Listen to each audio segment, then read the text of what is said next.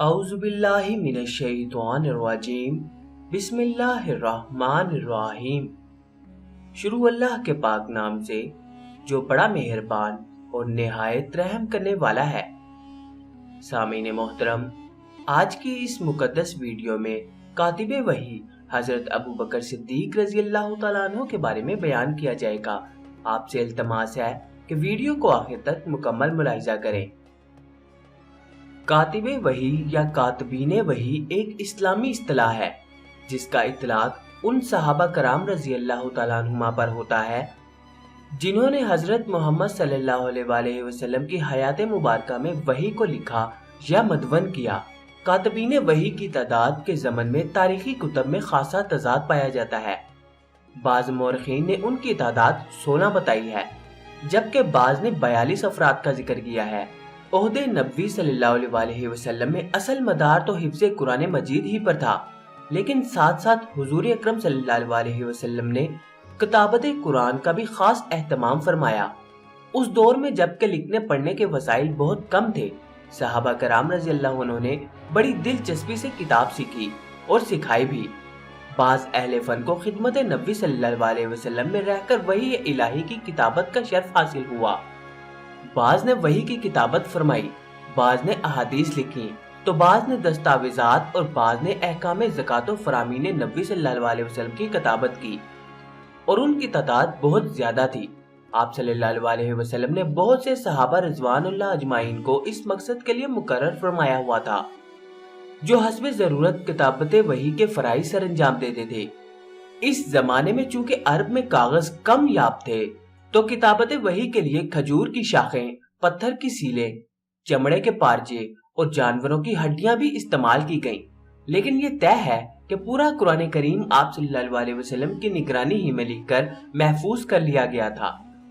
किताबत कुरान का तरीका कार हजरत ज़ैद रजी अल्लाह अन्हु ने इस तरह बयान फरमाया, मैं रसूलुल्लाह सल्लल्लाहु अलैहि वसल्लम के लिए वही की किताबत करता था।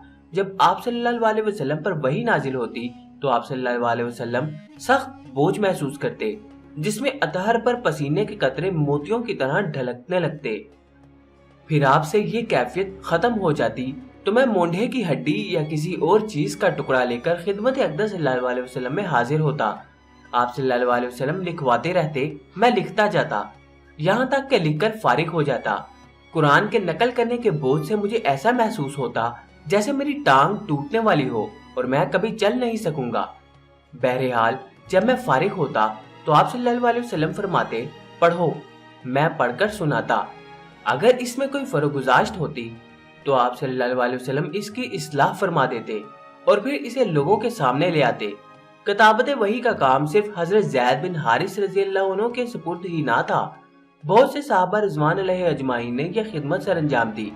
लेकिन चूंकि उनकी तादाद के हवाले से कुछ तजाद पाया जाता है और यह मौजू भी बेहद हसास है, फिर इस पर कुतब भी ना होने के बराबर हैं, तो हम सामीन की मालूमात में इजाफे के लिए सरचश्मा हदायत के इन सफ़हात पर चंद मारूफ कातिबीन वही के, जिनके नामों पर सबका इत्तफाक मौजूद है, हयात मुबारका से मुतल्लिक तफसीली मज़ामीन की अशात का एक सिलसिला शुरू कर रहे हैं। सर्द रात का दूसरा पहर शुरू हुआ चाहता है। मक्के से 4 किलोमीटर के फासले पर सबसे पुरखतर पहाड़ सोर अल्लाह के दो अजीमुल मर्तबत मुसाफिरों को अपनी आगोश में पनाह देने के लिए बेचैन है। रब्बे कायनात के महबूब सल्लल्लाहु अलैहि वसल्लम आज अपने महबूब रजी अल्लाह तआला अन्हु के साथ इसे शर्फ़े मेजबानी बख्श रहे हैं। सोर की चोटी पर बरसों से गैर आबाद गार की भी आज किस्मत चमकने को है कि इसमें आज कायनात के शहंशाह जलवागर हो रहे हैं। सैयदना अबू बकर सिद्दीक रजी अल्लाह तआला अन्हु गार में झांकते हुए फरमाते हैं, मेरे माँ बाप आप पर कुर्बान। ऐ अल्लाह के रसूल सल्लल्लाहु अलैहि वसल्लम, मैं पहले अंदर जाकर इत्मीनान कर लूं, फिर आप अंदर तशरीफ लाएं। सैयदना अबू बकर सिद्दीक रजी अल्लाह तआला अन्हु अंदर जाकर गार की सफाई करते हैं। वहां मौजूद चंद सुराखों को अपने तहबंद के कपड़े से बंद कर देते हैं। कामिल इत्मीनान के बाद सरकारे दो आलम सल्लल्लाहु अलैहि वसल्लम को अंदर आने की दावत देते हैं। दुश्वार गुजार पहाड़ की चढ़ाई, नोकीले पत्थरों से लहूलुहान पैरों और रात भर की बेदारी की बिना पर आप सल्लल्लाहु अलैहि वसल्लम अपने दोस्त के जानवाए मुबारक पर सर रखकर सो जाते हैं। अभी चंद ही सातें बीती थीं کہ اچانک ایک کھلے سوراخ سے ایک ناگ پھن پھیلائے نمودار ہوتا ہے۔ حضرت ابوبکر صدیق رضی اللہ عنہ برق رفتاری سے سوراخ کے منہ پر اپنی ایڑی پھنسا دیتے ہیں۔ سانپ راستہ بند دیکھ کر غصے سے دانت ایڑی میں پیوست کر دیتا ہے۔ شدید تکلیف کی ایک دردناک لہر تلووں سے دماغ تک سرایت کر جاتی ہے، مگر قوت ایمانی اور عشق مصطفیٰ صلی اللہ علیہ وسلم نے ہونٹوں کو سی دیا تو جسم کو ساکت کر لیا۔ تمام تر کوششوں کے باوجود ڈبڈبائی آنکھوں سے ٹپکنے والے ایک خوش قسمت آنسو کو حضور پر نور صلی اللہ علیہ وسلم کے چہرے انور کو چومنے کا شرف حاصل ہو ہی گیا۔ حضور صلی اللہ علیہ وسلم کی آنکھ کھلتی ہے اور دیکھتے ہیں کہ سیدنا ابوبکر رضی اللہ تعالیٰ عنہ کا چہرہ شدت تکلیف سے زرد ہو رہا ہے۔ فرمایا، کیا بات ہے ابوبکر؟ اللہ کے رسول صلی اللہ علیہ وسلم، میرے پاؤں پر سانپ نے کاٹ لیا ہے۔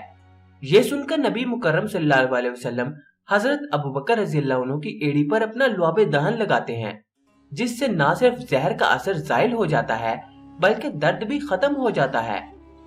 صبح غصے سے بھپرے مشرکین مکہ کھوجیوں کی مدد سے غار کے دہانے تک پہنچ جاتے ہیں۔ حضرت ابوبکر صدیق رضی اللہ عنہ ان کی آوازیں سن کر فرماتے ہیں، اے اللہ کے رسول صلی اللہ علیہ وسلم، آپ کی قوم آپ کو تلاش کرتی یہاں تک آ پہنچی ہے۔ ابھی حضرت ابوبکر صدیق رضی اللہ عنہ کی بات مکمل بھی نہ ہو پائی تھی کہ اللہ نے وحی نازل فرما دی اور حضور علیہ الصلوۃ والسلام نے اپنے یار غار سے فرمایا، اے ابوبکر، فکر نہ کرو، اللہ ہمارے ساتھ ہے۔ سورہ توبہ آیت نمبر 40۔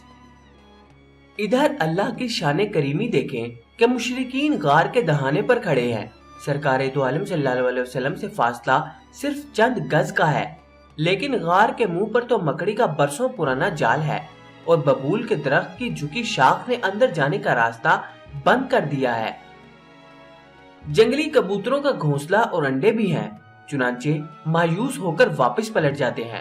نبی کریم صلی اللہ علیہ وسلم نے یہاں 3 رات قیام فرمایا۔ اس پورے عرصے میں سیدنا ابوبکر رضی اللہ عنہ اپنے خاندان سمیت آپ کی خدمت پر مامور رہے۔ عبداللہ بن ابوبکر رضی اللہ عنہ رات کو یہاں آ جاتے اور مکے کے حالات سے باخبر کرتے۔ سیدنا ابوبکر رضی اللہ عنہ کا غلام عامر بن فہیرہ دن بھر بکریاں چراتے اور رات کے ایک پہر کے بعد بکریاں لے آتے تاکہ دونوں حضرات دودھ پی لیں۔ 14 ربیع الاول پیر کے دن اللہ کے رسول صلی اللہ علیہ وسلم اپنے رفیق و ہمدم غم گسار و جانباز یار غار سیدنا ابوبکر صدیق رضی اللہ عنہ کے ساتھ اللہ کے دین کی سربلندی کے لیے آن جانی اور پرخطر راہوں پر چل پڑتے ہیں۔ غار سور میں قیام سے متعلق حضرت عمر رضی اللہ عنہ بن خطاب فرماتے ہیں کہ ابوبکر رضی اللہ عنہ کی ایک رات اور ایک دن عمر کی زندگی بھر کی عبادت سے افضل ہے۔ حضرت ابوبکر صدیق رضی اللہ عنہ کا نام عبداللہ جبکہ کنیت ابوبکر اور لقب صدیق ہے۔ آپ رضی اللہ عنہ 573 عیسوی میں مکہ مکرمہ میں پیدا ہوئے۔ حضور نبی کریم صلی اللہ علیہ وسلم سے 2 برس اور چند ماہ چھوٹے تھے۔ حسن و جمال کے باعث آپ رضی اللہ عنہ عتیق کے نام سے بھی مشہور ہوئے۔ والد کا نام عثمان بن عامر اور کنیت ابو قحافہ تھی اور والدہ ماجدہ کا نام سلمہ اور کنیت ام الخیر تھی۔ قبول اسلام سے قبل آپ رضی اللہ عنہ کا نام والدین نے عبد الکعبہ رکھا تھا۔ جب مشرف با اسلام ہوئے تو سرور کائنات صلی اللہ علیہ وسلم نے آپ رضی اللہ عنہ کا نام تبدیل کر کے عبداللہ رکھ دیا۔ آپ رضی اللہ عنہ کا سلسلہ نسب بنو تمیم سے تھا، جو اس طرح ہے: ابو بکر بن ابو قحافہ عثمان بن عامر بن عمرو بن کعب بن سعید بن تیم بن مرہ بن کعب بن لوئی بن غالب بن فہر بن مالک بن نظر بن کنانہ بن خزیمہ بن مدرکہ بن الیاس بن مزر بن نزار بن ماد بن عدنان۔ امام نووی لکھتے ہیں کہ طلوع اسلام سے قبل ہی آپ کا شمار قریش کے رؤسا میں ہوتا تھا۔ آپ رضی اللہ عنہ کا رنگ گورا، بدن چھریرا، دونوں رخسار اندر کو دھسے ہوئے، قد قدرے جھکا ہوا، چہرے کی رگیں نمایاں، پیشانی چوڑی اور بلند تھی، آنکھیں نیچی رکھتے تھے، مہندی اور قسم کا خضاب استعمال کیا کرتے تھے، جوانی میں حسین و جمیل شخصیت کے مالک تھے۔ سیدنا ابوبکر صدیق رضی اللہ عنہ نے زمانے جاہلیت میں آنکھ کھولی، جہاں دیگر لا تعداد برائیوں اور خرابیوں کے علاوہ بدکاری و بے حیائی عام تھی۔ लेकिन आप रजी अल्लाह अन्हु को इन चीजों से नफरत थी। शुरू ही से ज़हीन थे, पढ़ने लिखने का बेहद शौक था। चुनांचे वालिद अबू कहाफा ने आपकी तालीम पर खसूसी तवज्जो दी। कुरैश के चंद पढ़े लिखे लोगों में शुमार होता था। हम उम्र और हम मिजाज होने की वजह से बचपन ही से हुजूर नबी करीम सल्लल्लाहु अलैहि वसल्लम से एक ताल्लुक पैदा हो गया था, जो वक्त के साथ साथ गहरी रुफाकत और शदीद मोहब्बत में बदल गया और जिंदगी के आखिरी सांसों तक कायम दाइम रहा। ये नबूवत का चौथा साल था कि जब हुक्म खुदाबंदी हुआ, ऐ मोहम्मद सल्लल्लाहु अलैहि वसल्लम, अब आप अहकाम इलाही आम कीजिए और मुशरिकीन की परवाह ना कीजिए। हुजूर सल्लल्लाहु अलैहि वसल्लम ने हजरत अबू बकर सिद्दीक रज़ी अल्लाह अन्हु को इस्लाम की दावत दी, तो आप रज़ी अल्लाह तआला अन्हु ने फौरन कबूल कर लिया और मर्दों में सबसे पहले इस्लाम कबूल करने का एजाज पाया। इसके फौरन बाद सैयदना अबू बकर सिद्दीक रज़ी अल्लाह अन्हु ही ने सबसे पहले एलानिया मुशरिकीन को इस्लाम की दावत दी। इस दौर में हक की आवाज बुलंद करना अपनी मौत को दावत देने के मुतरादिफ था। चुनांचे आप रज़ी अल्लाह तआला अन्हु की इस जुर्रत पर अहले कुरैश चिरागपा हो गए और शदीद तशद्दुद का निशाना बनाने लगे।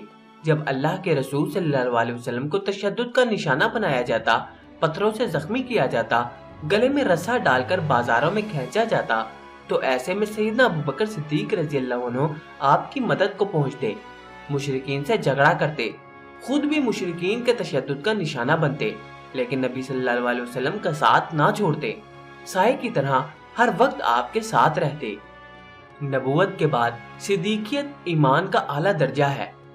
हजरत अबू बकर सिद्दीक रज़ी अल्लाह अन्हु पूरी जिंदगी हर लम्हा नबी मुकर्रम सल्लल्लाहु अलैहि वसल्लम के साथ रहे।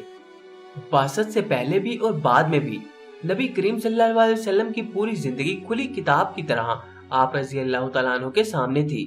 आप रज़ी अल्लाह तआला अन्हु का मामूल था कि हुजूर अकरम सल्लल्लाहु अलैहि वसल्लम की हर बात और हर अमल पर फौरन आमीन कहकर तस्दीक कर दिया करते थे।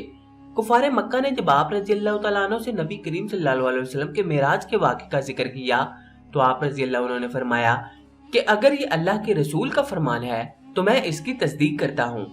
मेराज से वापसी पर ज़ीतुया के मकाम पर आप सल्लल्लाहु अलैहि वसल्लम ने फरमाया, ऐ जिब्राइल, मेरी कौम मेरी तस्दीक नहीं करेगी। जिब्राइल अमीन अलैहिस्सलाम ने कहा, ऐ अल्लाह के रसूल सल्लल्लाहु अलैहि वसल्लम, आपकी तस्दीक अबू बकर करेंगे, वो सिद्दीक है। कुरान करीम की हिफाजत के लिए हुजूर नबी करीम सल्लल्लाहु अलैहि वसल्लम ने दोहरे वसाइल से काम लिया। एक हिफ्ज़े कुरान और दूसरे किताबत, यानी लिख कर महफूज कर लेना। चुनांचे जैसे ही वही नाजिल होती, आप सल्लल्लाहु अलैहि वसल्लम इसे सहाबा रज़ी अल्लाह तआला अन्हु को हिफ्ज़ करवा देते और अपनी निगरानी में इसकी किताबत करवाकर तस्दीक फरमाते।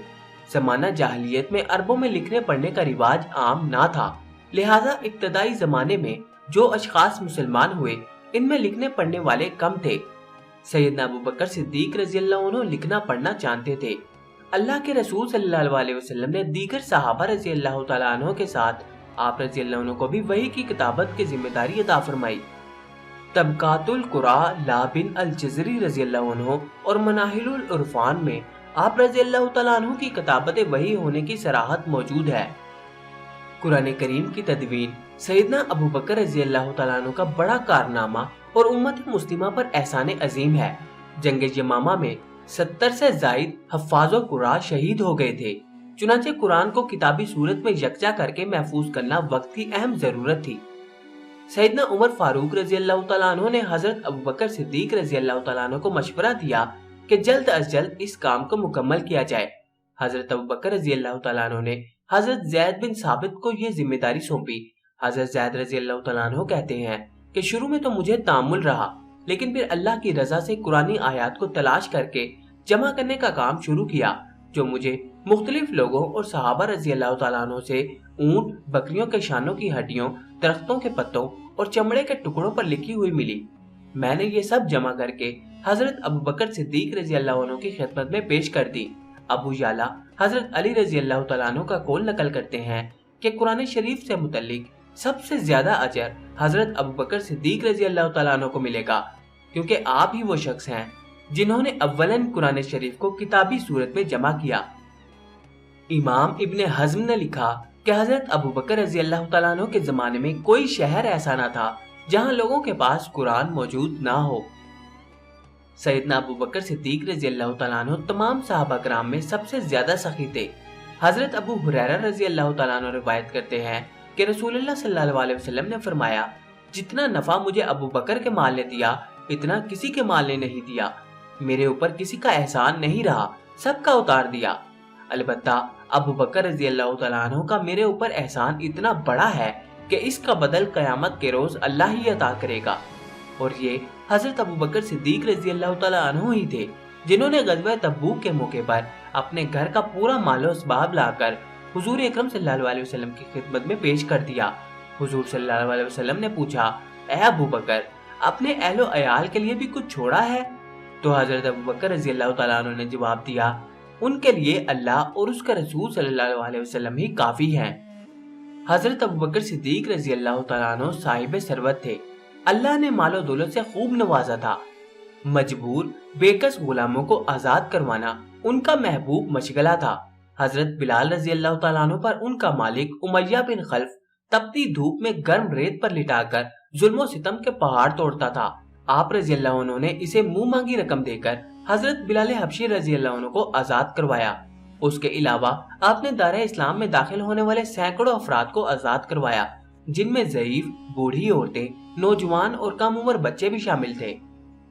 بعثت نبوت سے لے کر وصال رسول اکرم صلی اللہ علیہ وسلم تک، دن ہو یا رات، جنگ ہو یا امن، برے حالات ہوں یا مصائب و علام کے کوہے گراں، آپ رضی اللہ عنہ ہر وقت اور ہر لمحہ نبی کریم صلی اللہ علیہ وسلم کے ساتھ ساتھ رہے۔ آپ رضی اللہ عنہ نے نبی کریم صلی اللہ علیہ وسلم کے ساتھ تمام غزوات میں شرکت کی اور شجاعت و بہادری کے وہ کارہائے نمایاں انجام دیے کہ آسمانوں پر فرشتے بھی تعریف کیے بغیر نہ رہ سکے۔ غزوہ احد اور غزوہ حنین میں ایک لمحہ ایسا بھی آیا کہ حضور اکرم صلی اللہ علیہ وسلم تنہا رہ گئے، لیکن اس نازک موقع پر بھی سیدنا ابو بکر صدیق رضی اللہ عنہ حضور صلی اللہ علیہ وسلم کی حفاظت کے لیے ساتھ موجود تھے۔ غزوہ بدر میں آپ رضی اللہ عنہ کے صاحبزادے عبد الرحمن مشرکین کے ساتھ جنگ میں شریک تھے۔ جب عبد الرحمن مسلمان ہوئے تو اپنے والد سے عرض کیا، اے ابا جان، آپ بدر کے روز کئی مرتبہ میرے تیر کی زد میں آئے مگر میں نے اپنا ہاتھ روک لیا۔ آپ رضی اللہ عنہ نے جواب دیا، اے جان بدر، واللہ اگر تو میرے نشانے پر آ جاتا تو میں کبھی بھی نشانہ خطا نہ کرتا۔ امام نووی تحریر کرتے ہیں کہ آپ علم و فضل، سخاوت و فیاضی، اثار و قربانی میں سب صحابہ سے افضل تھے۔ علامہ ابن کثیر لکھتے ہیں کہ آپ سب صحابہ میں زیادہ فصیح و بلیغ خطیب تھے۔ صحابہ میں عاقل، کامل اور صاحب رائے تسلیم کیے جاتے تھے۔ حضرت عمر بن عاص رضی اللہ عنہ کہتے ہیں کہ میں نے رسول اللہ صلی اللہ علیہ وسلم سے پوچھا، اللہ کے رسول صلی اللہ علیہ وسلم، لوگوں میں آپ کو سب سے زیادہ محبوب کون ہے؟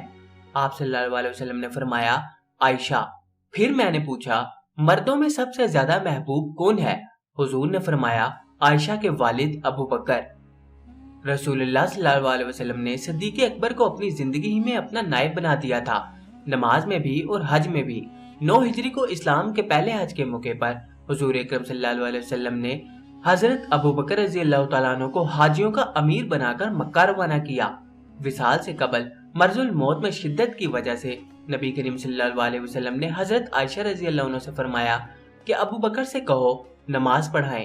سیدہ عائشہ رضی اللہ عنہ نے کہا، یا رسول اللہ، میرے والد بہت رقیق القلب ہے، وہ آپ کی جگہ نماز نہ پڑھا سکیں گے۔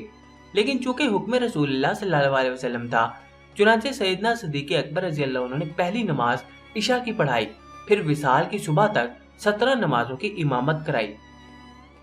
رسول صلی اللہ علیہ وسلم نے مختلف مواقع پر صدیق اکبر رضی اللہ عنہ کو جنت کی بشارت دی۔ حضرت ابو ہریرہ رضی اللہ عنہ سے روایت ہے کہ حضور صلی اللہ علیہ وسلم نے فرمایا، اے ابو بکر، میری امت میں سب سے پہلے تم جنت میں داخل ہوگے۔ حضرت ابن عمر رضی اللہ عنہ روایت کرتے ہیں کہ رسول اللہ صلی اللہ علیہ وسلم نے حضرت ابو بکر سے فرمایا، تم غار میں میرے ساتھی رہے، حوض کوثر پر بھی میرے ساتھ رہو گے۔ رسول اللہ صلی اللہ علیہ وسلم کے وصال کے بعد کچھ لوگ زکوٰۃ سے منکر ہو گئے اور بہت سے نبوت کے جھوٹے دعوے دار پیدا ہو گئے تھے۔ آپ رضی اللہ عنہ نے ان سب کے خلاف جہاد کا حکم جاری فرمایا، سب سے زکوٰۃ وصول کی اور فتنوں کو ختم کیا۔ صدیق اکبر رضی اللہ عنہ کے مختصر دور خلافت میں مسلمانوں کو عظیم الشان فتوحات حاصل ہوئیں۔ اسلامی سلطنت میں 75,800 مربع میل کا اضافہ ہوا۔ اسے اگر ان کی خلافت کے ہر دن سے تقسیم کر دیا جائے تو ہر دن یعنی 24 گھنٹے میں 94 میل روزانہ اسلامی مملکت میں اضافہ ہوتا رہا، جبکہ ان دنوں فوج کی نقل و حرکت کا ذریعہ اونٹوں اور گھوڑوں کے علاوہ کچھ اور نہ تھا۔ 8 جمادی الثانی 13 ہجری کو بیمار ہوئے، طبیعت زیادہ بگڑی تو صحابہ رضی اللہ عنہ کے مشورے سے حضرت عمر فاروق رضی اللہ عنہ کو اپنا جانشین مقرر فرمایا۔ بروز پیر 22 جمادی الثانی 13 ہجری بمطابق 22 اگست 634 عیسوی کو 15 روز بیمار رہنے کے بعد 61 سال کی عمر میں رحلت فرما گئے۔ سیدنا عمر فاروق رضی اللہ عنہ نے نماز جنازہ پڑھائی۔ حجرہ عائشہ میں سرکار دو عالم صلی اللہ علیہ وسلم کے پہلو میں آرام فرما ہوئے۔ جزاک اللہ۔